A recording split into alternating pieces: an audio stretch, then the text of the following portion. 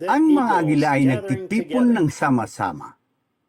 Habang nagmamaniho malapit sa Jeffersonville ngayon, mga paparating na sasakyan ay kumikislap ang kanilang mga headlights sa akin. At sa di kalayuan ay may dalawang agila na kumakain ng sariwang karni ng usa. Isang magulang at batang agila, kalbong agila. Anong kilig ito at pinaalala sa atin na tayo rin mga agila? Magandang umaga, Marso 7, 2026.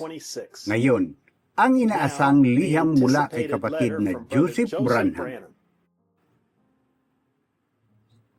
Minamahal na makapangyarihang maharlikang binhi.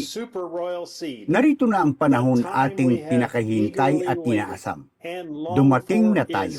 Nakikita natin itong nabubunyag sa ating mga mata. Bawat araw ay natutupad ang propesiya. At masasabi natin sa araw nito, ang kasulatan na ito ay natupad sa ating mga mata. Kay laking pagpapasigla ng pahayag ang nagaganap sa nobya. Sa bawat minsay na ating naririnig, nararamdaman natin sa ating mga puso at kaluluwa.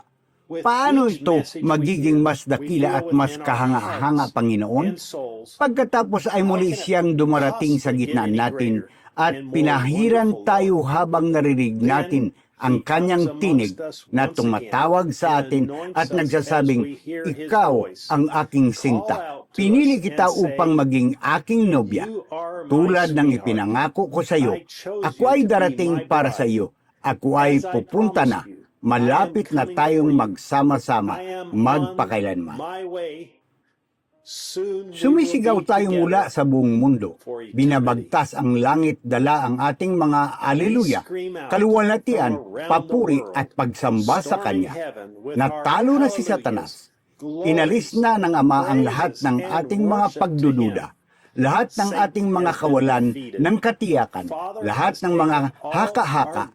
Maaari nating ipahayag ng buong puso at kaluluwa. Tayo ang makapangyarihang maharlikang binhi ni Abraham, isang maharlikang nobya ng maharlikang ipinangakong anak. Ang presensya ng Panginoon ay naging kahanga-hanga dahil inahayag niya ang kanyang salita sa atin ng higit pa kaysa dati. Pinag-isa niya ang kanyang nobya kasama ang kanyang salita at inilagay tayo sa isang isip at isang pagkakasundo bilang isang unit, nakikinig sa tinig ng Diyos na nagsasalita at ginagawa tayong perpekto sa pamagitan ng kanyang salita. Ang bawat minsay na ating naririnig ay parang isang balon na artisano na sumasabog sa loob ng ating kaluluwa, bumubulwak, nagtutulak at bumubulwak mula sa trono ng Diyos. Tayo ay umiinom at umiinom at umiinom. Pinapaginhawa ang ating mga kaluluwa. Mga kapatid ko, tayo ang katuparan ng mga kasulatan na nagsasabing magkakaroon siya ng isang berhing salita, nobya. Tayo ay, sa araw na ito, ay natupad ang kasulatang ito.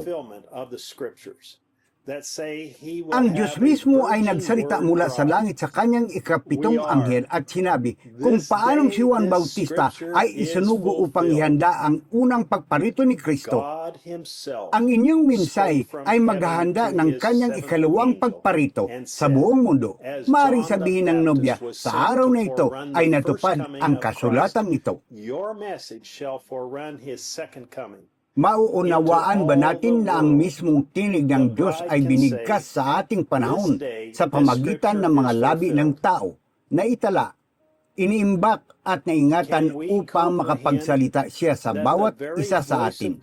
Ganito ang sabi ng Panginoon, ginawa niya ang posible na hindi na natin kailangan tanggapin ang salita ng sinuman, ang iniisip ng sinuman, ang ideya ng sinuman. Umpo lamang at makinig sa kanyang tinig na direktang nagsasalita sa atin ng kanyang dalisay na salita. Ano ang nagaganap ngayon?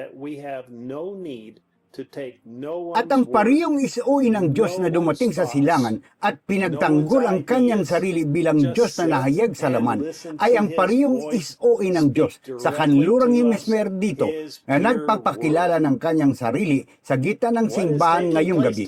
Ang pariyong kahapon, ngayon at magpakailanman. Dumating na ang liwanag ng anak sa gabi. Sa araw na ito, natupad ang kasulatan ito sa harap natin. Tayo ba ay nasa perpektong kalooban ng Diyos sa pamagitan ng pagsasabi at paniniwala? At ang pagpapatugtog ng mga tape ay ang inilaang daan ng Diyos para sa kanyang nobya. Mayroon pa bang mas mahigit pa sa pakikinig sa mga tape? Laging nasa tatlo, gaya ng sinabi ko gabi, ang Diyos ay kinakatawan. Naroong ang mga Sodomita, ang mga Lutita, at ang mga Abrahamita na sa parehong posisyon ito ngayong gabi. Ang mundo ay ganoon na lamang ang pagkakalagay. Pansinin, ang isa na nanatili kay Abraham ay ang Diyos mismo. Ang dalawa pa ay mga mensahirong anghel. Kaya, sino ang nagsasalita sa atin sa mga tape? May itatanong ako sa iyo. Tingnan ang tagpong ito ngayon. Tinawag ni Abraham ang lalaking ito na nakipag-usap sa kanya. Elohim. Ang salitang Hebro na Elohim ay nangahulugang ang sapat sa lahat. Ang isa na walang hanggan. Elohim. Ang Diyos mismo. Gaano kahalaga ang pindutin ang play? Balang araw ay darating ang Espiritu Santo at gagawin ang parehong bagay at ang magsalita ng isang salita laban dito ay hindi mapapatawad. Iyan ang araw na ito kung saan ang bawat salita ay kailangang magkaugnay, magsalita ng isang salita laban dito, hindi ito mapapatawad sa mundong ito at sa darating na mundo. Ang ating mga aleluya at pagpupuri sa Panginoon noong nakarang linggo ay naghahanda lamang upang maihanda tayo para sa magaganap ngayong linggo habang ang nubya ay muling nagkakaisa at nakikinig sa Diyos na naghihikayat at nagbibigay katiyakan sa atin na tayo ang kanyang mga hinirang. At siya ay darating na malapit na upang dalhin tayo sa ating dakilang hapunang ng kasal. Pagkatapos ay ang ating tahanan sa hinarap. Ito ang araw na ginawa ng Panginoon. Tayo ay magagalak at magagalak dito. Kapatid na Joseph Branham. Minsay 65-19. Ngayon, naganap ang kasulatan ito. Mga kasulatan, San Juan, 16 na kabanata, Isaias, Kapitulo 61, versikulo 1 hanggang 2, San Lucas, Kapitulo 4, versikulo 16. Ngayon, hanggang sa susunod, pagpalain kayo ng Diyos at Shalom. www.branham.org/en/EPPS